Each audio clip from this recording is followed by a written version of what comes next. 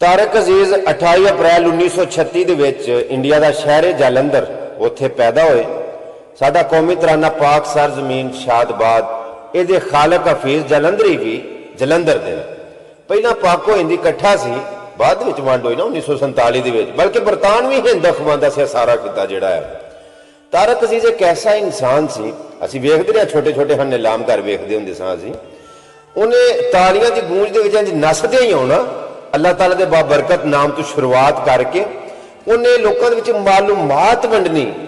कुछ लम्हे वास्ते ऐसा सौदागर सी, कुछ लम्हे वास्ते लोगों को दुख लै लैने, लोगों को गम लैके बदले दे विच खुशियां देनियां करनियां, बदले दे विच लोगों के होंठां ते मुस्कुराहट बखेरनी करनी और जांदे जांदे पाकिस्तान पाइंदाबाद का नारा ला के दोबारा मिलन का वादा करके इजाजत लै जानी करनी। इस तरह ही एक अदाकार अमानुल्ला दुनिया फानी तो भी चले गए ने। 1950 पैदा हुए, 6 मार्च 2020 दुनिया फानी तो भी कूच कर गए। मैं बड़ी रिस्पैक्ट करना इन्हां दी अदाकारां दी और उन्हां लोकां दी मैं बहुत बहुत बहुत कदर करना जिहड़े लोकां दे विच खुशियां वंडदे ने, जिहड़ियां शख्सियात लोकां दे विच मुस्कुराहटां बखेरदियां ने।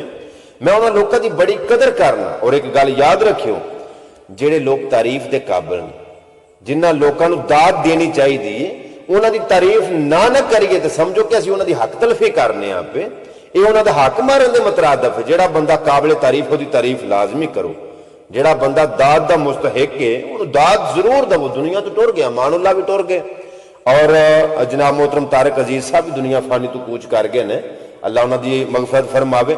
लेकिन उन्हां नूं अच्छे अल्फाज दे नाल दुनिया तो टुर ते हो गए ने, लेकिन मैं कहना वो जिंदा, अमानुल्ला भी जिंदा ने, तारक अजीज साहिब भी जिंदा ने। साडियां दिलां दे विच, साडियां यादां दे विच, साडियां दुआवां दे विच वो हमेशा जिंदा रहणगे। उन्हां दे अल्फाज साडे कन्नां दे विच गूंजदे रहणगे। और याद मैनूं कई बंदे आंदे ने, तुसां देखिया होगा कि कई शख्सियात इस्लामी सियासी और नजरियाती लोग चले गए ने, लेकिन मैं बड़ी रिस्पैक्ट कर रहा उन्हां बंदियां दी जिहड़े लोकां दे विच खुशियां वंडदे ने, लोकां दे विच मुस्कुराहटां बखेरदे ने। मैनू ना, मैं पिछे जी गल पिया करा जी, एक ने आख्या कि वो मरासी सी अमानुल्ला। मैं आख्या यार कोई मरासी होवे, राणा होवे, राई होवे, मोची होवे, तेली, कोई बंदा भी होवे, असीं इस टॉपिक नूं नहीं छेड़दे। असीं सिर्फ यह नोट करने कि वो बंदे वो लोकां दे विच बगैर किसी मुफाद तो मुस्कुराहटां वंडदे सन। कुछ लम्हिਆਂ वास्ते, कुछ देर वास्ते बंदे अपने गम भुल के, अपने दुख भुल के खुश हो जाते हैं। वेखो यह वक्त एक ऐसा वक्त जा रहा है कि सानू दुख देने वाले बहुते ने, खुशी देने वाले घट ने, ते जिहड़ा खुशी सानू देंदा है असीं उहदा क्यों ना शुक्रगुजार होईए।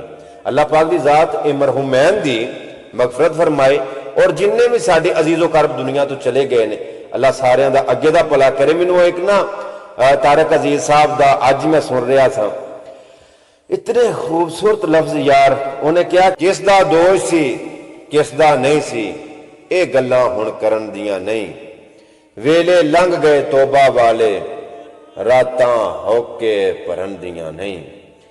जो होया ये होना ही सी, होनी रोकियां रुकदी नहीं। एक वारी जदों शुरू हो जाए गल फिर एवें मुकदी नहीं।